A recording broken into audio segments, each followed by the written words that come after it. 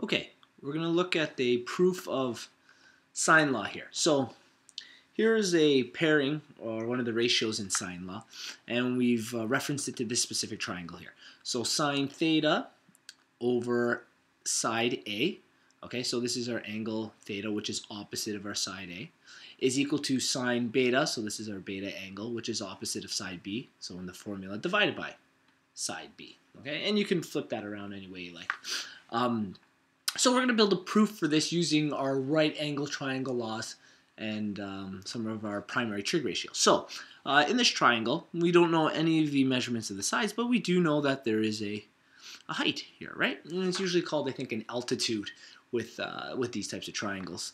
And if we draw this altitude, we can, because it's perpendicular to the base of the triangle, it makes a 90-degree angle, which then helps us create right angle triangles. Okay, so with our two new right angle triangles, we're going to call this the height of the triangle. So this will be side H. Okay, with that being said, this will be our triangle 1, and this will be, I gotta get a color here, well, maybe this will be our triangle 2. So this will be our right angle will be triangle 2, triangle 1. So with triangle 1, we can set up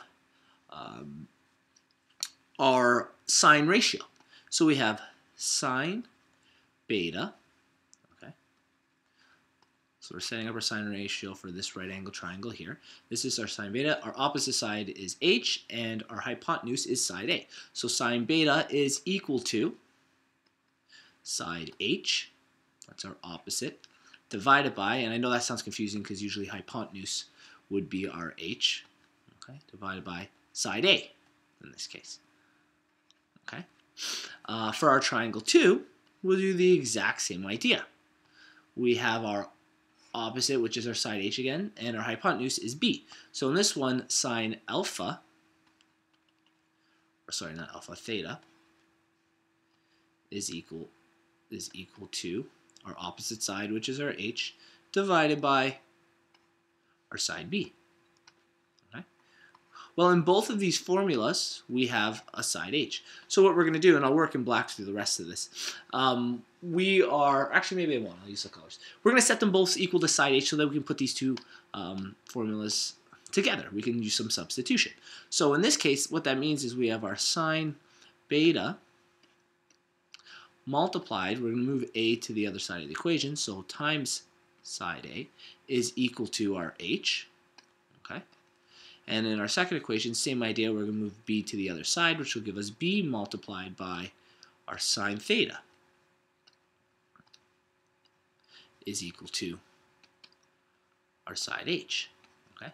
And maybe if I put it on this side, it'll help us with the visual just a little, is equal to side H. Okay? So since these are both equal to H, essentially we can substitute this in for the H in this equation, or vice versa, we substitute this in for the H in this equation. But either way, think of it like we're eliminating the H's and connecting these two. So we go to connect these two, and now I'm going to write, no, I'll keep it the same colors.